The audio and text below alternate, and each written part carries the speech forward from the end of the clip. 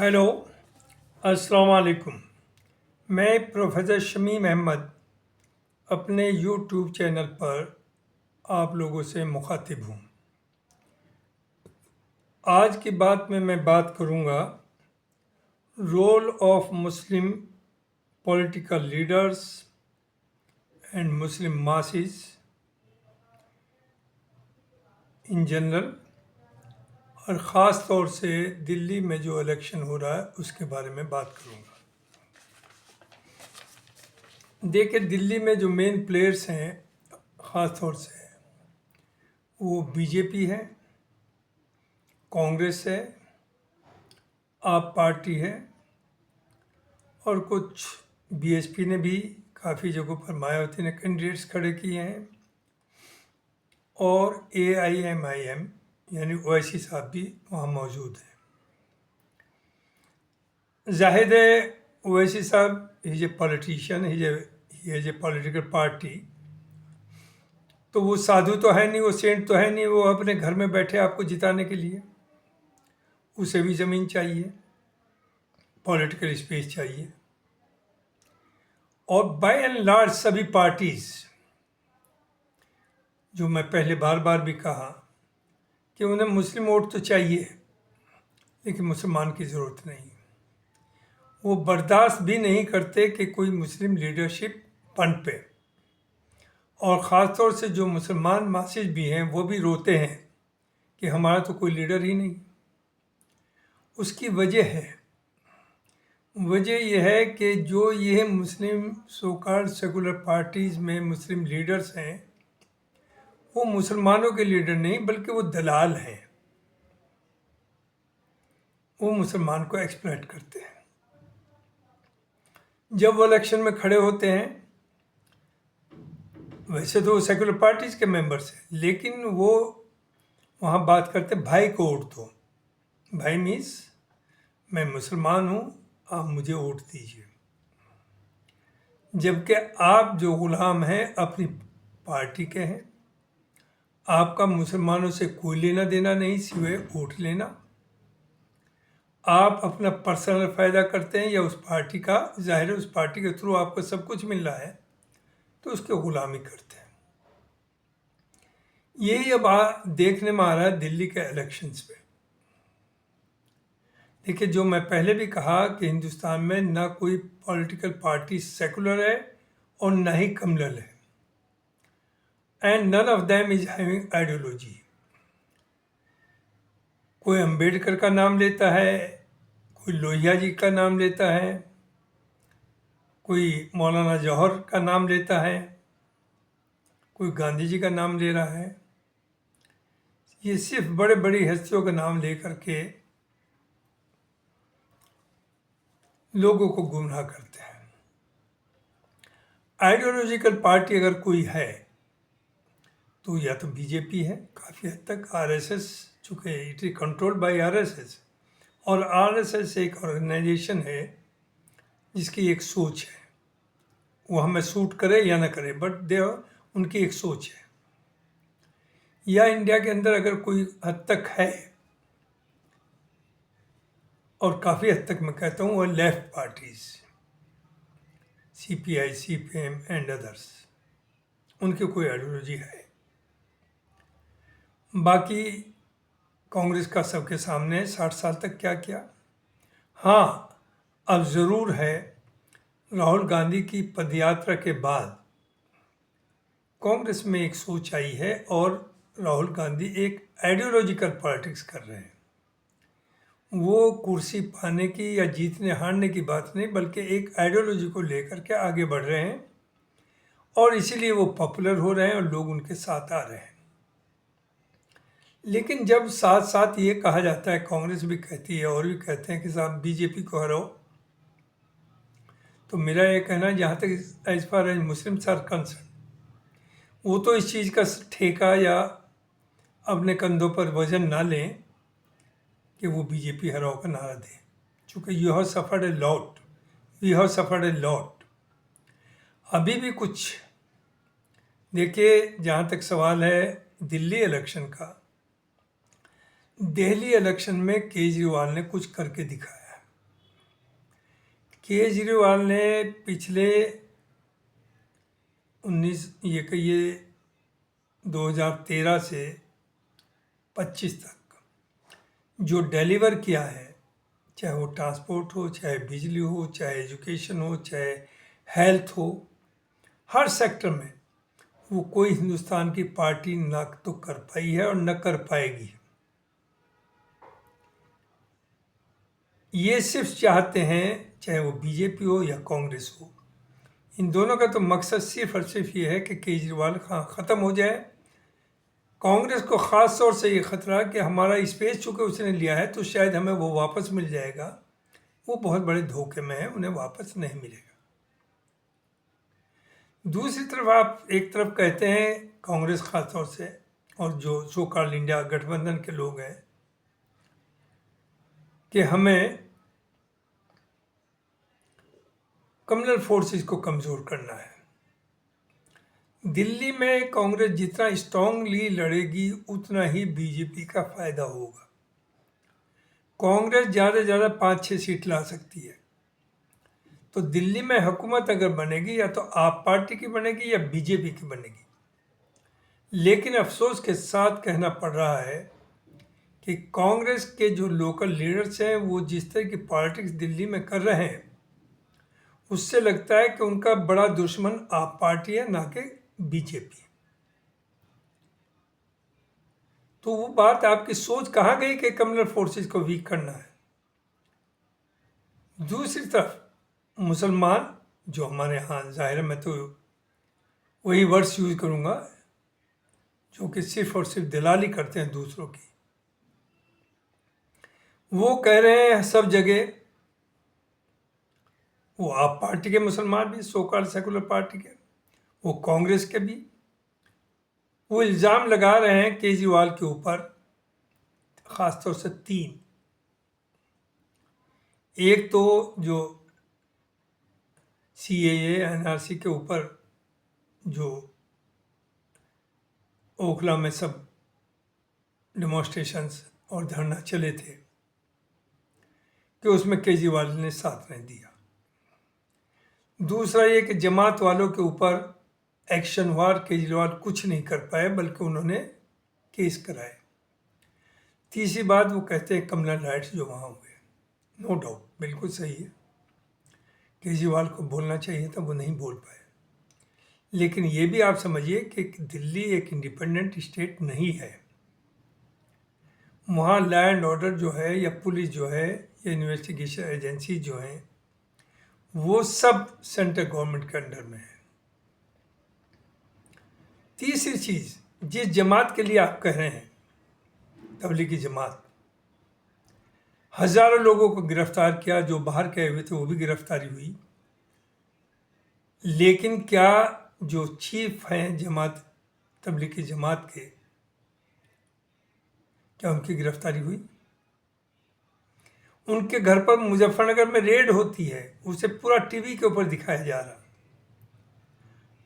और दिल्ली में उनके घर पर एक गवर्नमेंट के बहुत बड़े ऑफिसर्स बैठे हुए थे उस वक्त। तो ये सब क्या है? कब तक आप धोखा करेंगे एक दूसरे के साथ? दूसरी चीज, कौन है साफ सुथरा? Who is neat and clean? Kejriwal ने कुछ तो किया, डिलीवर तो क्या हम पब्लिक के, वो किसी खास कौम के लिए नहीं किया, किसी मुसलमान के लिए नहीं किया, हिंदू के लिए नहीं किया, ब्राह्मण के लिए नहीं किया, क्रिश्चियंस के लिए नहीं, सब के लिए किया। कुछ हमारे मुस्लिम कैंडिडेट जो आप पार्टी से वो खड़े होकर कह रहे हैं कि मेरी ये सेक्रीफाइस है, मैंने ये दिया, मैंने वो दिया। नो डाउट आप पॉलिटिशियंस हैं, आपको राइट है अपनी बात कहने का, लेकिन ओवैसी के ऊपर इस तरह से अटैक करना। दूसरी चीज़, केजरीवाल कम्युनल पॉलिटिक्स नहीं कर रहा, वो ना हिंदू की बात करता है, ना मुसलमान की, ना क्रिश्चियन, वो दिल्ली के रहने वालों की बात करता है। तो ये जो कहा जा रहा है कि मैं मुसलमानों का काम कर रहा, मैं हार गया तो ये हो गया, मेरी पार्टी ने ये किया, माफ़ कीजिए, केजरीवाल कभी, और ये मैं आई अप्रिशिएट इट, केजरीवाल कभी हिंदू या मुसलमान या सिख की बात नहीं करता। केजरीवाल एक डिलीवर कर रहा है लोगों को, वहाँ की जनता को। तो ये टैक्टिक्स मत यूज़ करिए, आप अपनी बातें रखिए, वोट मांगिए, you have the right, everybody has the right. और ये उम्मीद करना कि ओवैसी साहब वहाँ कैंडिडेट्स किसी को हराने के, सर्टेनली वो जीतने के लिए खड़ा होगा आपको, और जब वो जीतेगा तो आप हारेंगे। तो उसने ठेका नहीं लिया आपको जिताने का इन मुस्लिम लीडर्स को। तो मुसलमान लीडर इस वक्त बहुत बौखलाए हुए हैं, जो मुस्लिम एरियाज से खड़े हुए हैं कि उसका कैंडिडेट मुस्लिम वोट काटेगा। वो तो काटेगा, व्हाई नॉट। अरे भाई, दिल्ली में 70 सीट है, कोई भी पार्टी 70 में से 5 उसे दे देती, वो आपसे मिलकर के इलेक्शन लड़ता। दूसरी बात ये याद रखिए कि वैसे तो चांद से जो बातें आ रही हैं कि गवर्नमेंट तो केजरीवाल की बनेगी, हो सकता है सीट्स उसकी 62 थी, इस बार 50 आ जाएं, लेकिन he will get the majority. लेकिन इन केस बाई अगर ऐसा होता है कि उसके मान लिया उसे चाहिए 35, उसके 32 आ जाते हैं, तो ये याद रखिए, ना तो वो कांग्रेस की सपोर्ट लेगा और ना ही कांग्रेस उसे सपोर्ट देगी। लेकिन ये याद रखिए, ओवैसी उस वक्त आप गवर्नमेंट को, आपको केजरीवाल को सपोर्ट देंगे। जिन्हें आप बी टीम कहते हैं, आप बी टीम है, वो बी टीम नहीं है। दिल्ली में जो कांग्रेस काम कर रही है वो वही काम कर रही है जिसका इल्ज़ाम ओवैसी के ऊपर लगाया जाता है कि he is a B team. दूसरी चीज़, जो ये सो कॉल्ड सेकुलर पार्टी जो इंडिया गठबंधन बनाया था, इनका रोल देख लीजिए। जितनी भी रीजनल पार्टीज हैं अपोजिशन की, चाहे ममता हो, चाहे उद्धव ठाकरे हो, चाहे एनसीपी हो, चाहे अखिलेश हो, उन सब ने एक तरफा सपोर्ट दी है केजरीवाल को। And I am happy, I am for Kejriwal in Delhi. लेकिन ये सब तो हिस्सा थे, कांग्रेस भी उसका हिस्सा थी। तो ये सब क्या हो रहा है, ये किसे बेवकूफ़ बनाया जा रहा? आप तो कांग्रेस के साथ इंडिया गठबंधन बनाए हुए थे, ये रीजनल पार्टीज। तो जो मैं कह रहा था कि ना यहाँ कोई कम्युनल, ना सेकुलर, ना इनकी कोई आइडियोलॉजी, ये सब पार्टीज नहीं चाहती कि कांग्रेस आगे बढ़े, क्योंकि इन सब को खतरा है कि कांग्रेस का आगे बढ़ने का मतलब है इनका कमज़ोर होना, इनका पीछे हटना। वो कांग्रेस सेंध लगा रही है हर जगह, हर स्टेट में, इन्हीं पार्टीज के, चाहे वो एनसीपी का वोटर हो, चाहे वो ममता का वोटर हो, चाहे अखिलेश का वोटर हो, वो सभी कांग्रेस उसी में सेंध लगा रही है। उसकी वजह भी है कि ये सब पार्टीज जो आई हैं वो कांग्रेस की कॉस्ट पर ही आई हैं। इन्होंने कांग्रेसी का वोट खींच करके अपने पास पावर में आई है। आज वो वोट कांग्रेस की तरफ वापस जा रहा है।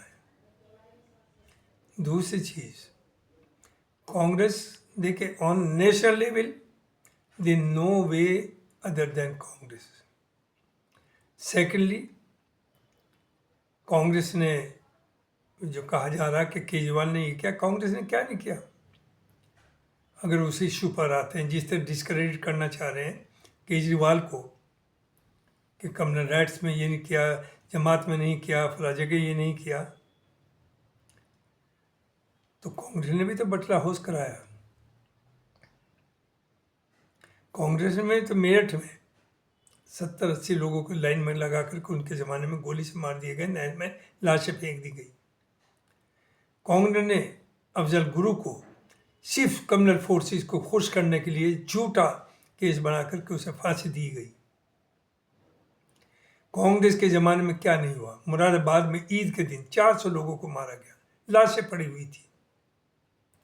तो नीट एंड क्लीन कोई नहीं है। इन बातों को ना उठाइए तो बेहतर है। ये जो मुसलमान लीडर दिल्ली में कह रहे हैं कि आप पार्टी ने ये किया, या कांग्रेस ने ये किया, या ओवैसी ने ये किया, ये कोई सेकुलर नहीं है, सब खुदगर्ज हैं, बेसिकली डिसऑनेस्ट। इस वक्त मैं ये कहूँगा, अगर सबसे ज़्यादा ईमानदार पार्टी हिंदुस्तान में है तो आप पार्टी है, उसके लीडर्स हैं। तो I am not against a party, लेकिन उसके जो मुस्लिम लीडर जिस तरह से इन्वोक कर रहे हैं कि भाई को वोट दो, भाई को जिताओ, we are the protector of Muslims, they are not protector, they are just protecting their own interest. तो आप सिर्फ ये देखकर दीजिए, नंबर एक जो दिल्ली की मैं समझता हूँ कि अगर कहीं ओवैसी का कैंडिडेट इस पोजीशन में है कि वो जीत सकता है, तो मेरी अपील ये होगी कि ओवैसी के कैंडिडेट को वोट दीजिए। अगर मुसलमानों की कोई पार्टी है या कोई आवाज़ है या कोई लीडर है, वो सिर्फ और सिर्फ ओवैसी है और AIMIM है। उससे जो इलेक्ट होता है, he is the Muslim leader, he is the Muslim representative. As far as others are concern, चाहे वो आप पार्टी से मुसलमान है, चाहे वो कांग्रेस से मुसलमान है, वो समाजवादी से है, वो अपनी पार्टी का लॉयलिस्ट है और अपना पर्सनल प्रमोशन के लिए पॉलिटिक्स में, ना कि वो कम्युनिटी का रिप्रेजेंटेटिव। लेकिन बड़ी बदकिस्मती है कि ये अपने को सेकुलर कहते हैं मुसलमान, और जब वोट मांगते हैं कि भाई को वोट दो, व्हाट डू मीन बाई भाई? आप ये कहिए हमारी पार्टी को वोट दो, हमारी पार्टी में ये खूबियाँ हैं। भाई को इन्वोक मत करिए वहाँ पर जो हम करते हैं। तो अगर बीजेपी पावर में आती है दिल्ली में, तो वो पूरी जिम्मेदारी कांग्रेस के ऊपर होगी, और कांग्रेस ये भूल जाए कि फिर अगले 20-30 साल में दिल्ली में कांग्रेस वापस आएगी। लेकिन वही बात है, एक राहुल गांधी अकेला क्या करे बेचारा, उसकी सोच तो सही है, लेकिन जो वहाँ बैठे हैं उन्हें कोई दिक्कत नहीं। लॉली था, उससे पहले कांग्रेस का प्रेसिडेंट था दिल्ली में, शाम को वो अजय कांग्रेस ही सोए, सुबह उठे तो वो बीजेपी में नजर आए। तो इन लोगों का भी कोई ईमान नहीं है, they can move at any time, they can move to BJP, जैसे यूपी में हुआ। पहले चरण सिंह के साथ मुसलमान था, चरण सिंह काफ़ी हद तक, चौधरी चरण सिंह जी ईमानदार थे, सबको सबका हिस्सा देते थे। मुस्लिम्स को भी टिकट डिफरेंट जगहों पर देते थे, असेंबली, प्रधानी, मेयर का इलेक्शन हो, ग्राम जिला पंचायत कौन, बहुत सी चीज़ें थी उसमें फिट करते थे। उसके बाद उनका बेटा आया, पूरी मुस्लिम कम्युनिटी और जाटों का एक यूनिटी थी वेस्टर्न यूपी में, वो एक साथ आ गए। One fine morning Ajit Singh ji BJP में चले गए। उस मुसलमानों को क्या हुआ, चौराहे पे खड़े नजर आए। वो जो मुस्लिम अजीत संघ के जोड़े थे, उन्हें रास्ता ही नहीं मिला, कहाँ जाएं, बीजेपी में जा नहीं सकते थे। खैर उसके बाद जयंत आए उनके बेटे, जयंत ने नो डाउट बहुत अच्छा काम किया। जो मुजफ्फरनगर में जो राइट्स कराए थे, उसमें बीजेपी और समाजवादी की मिली भगत थी। चूँकि वो वहाँ मुस्लिम और जाटों का जो एक गठजोड़ था उसे ख़त्म करके RLD को ख़त्म करना चाहते थे। That was the strategy. तो नो डाउट जयंत सिंह ने बड़ी बड़ी सभाएं की, मुसलमान और जाटों को बताया, जो कि सच्चाई थी कि ना जाट मुसलमानों के बगैर रह सकते, ना मुसलमान वहाँ जाटों के बगैर है, और दोनों मिलकर के उनकी एक पहचान है, उनकी एक फोर्स है। लोग भूल गए 13 को। उसके बाद क्या हुआ,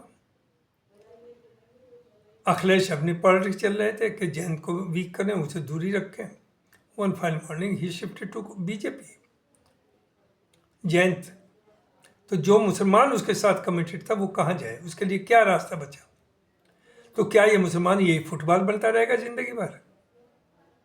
आपकी समझ में अब भी नहीं आता कि जो आपके दलाल हैं, जो वैसे को कहते हैं बीजेपी की बी टीम, हिंदू नहीं कहता, ये मुसलमान कहता है।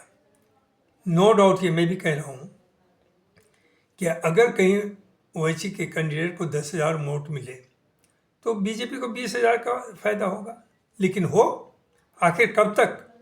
नंबर एक तो आप ठेका ना ले बीजेपी को हराने का। बीजेपी कम्युनल पॉलिटिक्स इसलिए कर रही कि वो जानती है कि आपको टॉर्चर करके ही उनका पोलराइजेशन होगा, उन्हें वोट बढ़ेगा, और ये भूल जाइए कि बीजेपी जब तक वो जानती है कि आप उसे वोट नहीं देंगे, वो यही करती रहेगी। तो ये पावर पॉलिटिक्स है, ये कम्युनल या सेकुलर पॉलिटिक्स नहीं है। और जहाँ तक इन पार्टीज का, 60 साल तक कांग्रेस ने यही कह कह करके डराया कि बीजेपी आ जाएगी, आरएसएस आ जाएगी, आप वोट हमें दीजिए। हमें कटवाते रहे, मरवाते रहे और हमारा वोट लेते रहे। आज मुसलमान कैंडिडेट भी दिल्ली में जो आप पार्टी से, वो यही डरा रहे हैं कि साहब बीजेपी आ जाएगी अगर मुझे न वोट दिया, मैं हार गया। अरे आ जाए, वो तो आएगी, वो तो है। दिल्ली में अगर आप जाती है तो आप मुसलमान वोटर जो है ये देख कर के देखें, अगर वो बीजेपी का कैंडिडेट को वो नहीं देना चाहते तो उन कैंडिडेट्स को दे जो विनिंग पोजीशन में हो।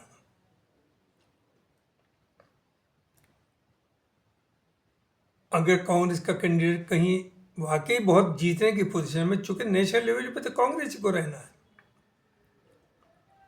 तो वो कांग्रेस वाले को दे। लेकिन जिस तरह से कांग्रेस इलेक्शन लड़ रही है उससे अंदाजा यही है कि वो 5-6 सीट जरूर जीतेगी, 20-30 में हराने का काम करेगी आप पार्टी को।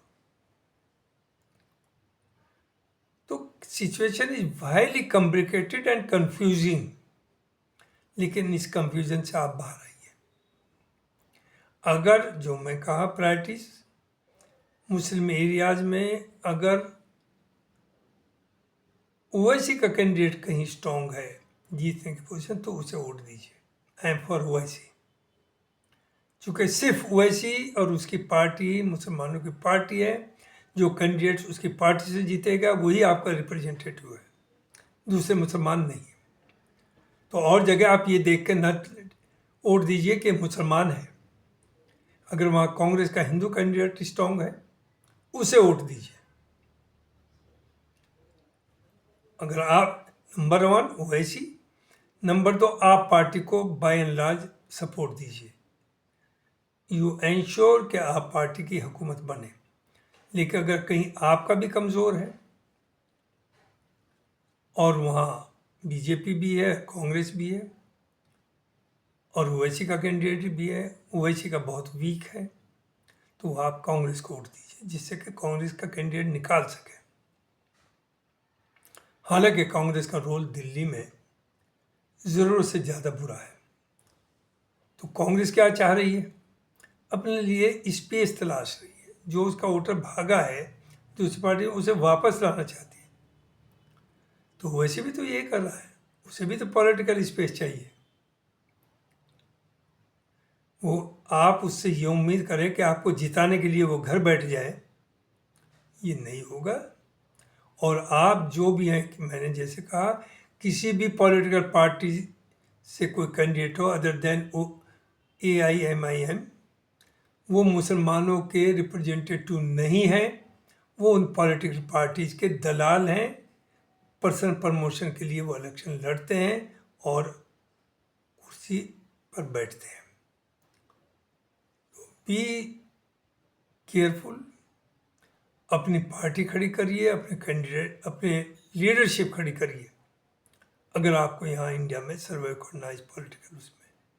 चूँकि you are untouchable in every party. ना कांग्रेस आपका नाम लेना चाहती है, लेकिन मजबूरी है, नेशनल पार्टी तो कांग्रेस है, दूसरी तो कोई है नहीं। और फिर राहुल की एक अच्छी सोच भी है जो नज़र आ रही, लेकिन again question arises, if there is no Rahul then who will lead the party? क्या दूसरा ऐसा कोई खड़ा है? कितने उसकी पार्टी में भी कितने लोग हैं जो रियली कमिटेड है उस आइडियोलॉजी से जिसे राहुल लेके आगे चल रहे हैं? Inclusive politics, justice for everybody, employment for everybody, health for everybody, education for everybody. कितने लोग इस पर यकीन करते हैं? Very few. तो ये मुझे कहना था। बहुत बहुत शुक्रिया। टाइम बहुत कम रह गया है। बड़े बड़े दिग्गज भेज रही। ममता जी ने कहा कि वो शत्रुघ्न सिन्हा को आप पार्टी के लिए भेजेंगे, वेरी गुड। चूँकि वहाँ पूर्वांचल के बहुत वोटर्स हैं, तो इट्स ए गुड इनिशिएटिव। सुना है अखिलेश भी भेज रहे हैं। तो जहाँ तक आप पार्टी का, we have to ensure that party return to power. चूँकि अगर आप नहीं आती तो certainly BJP will come. Congress is nowhere. Forget it. Thank you very much.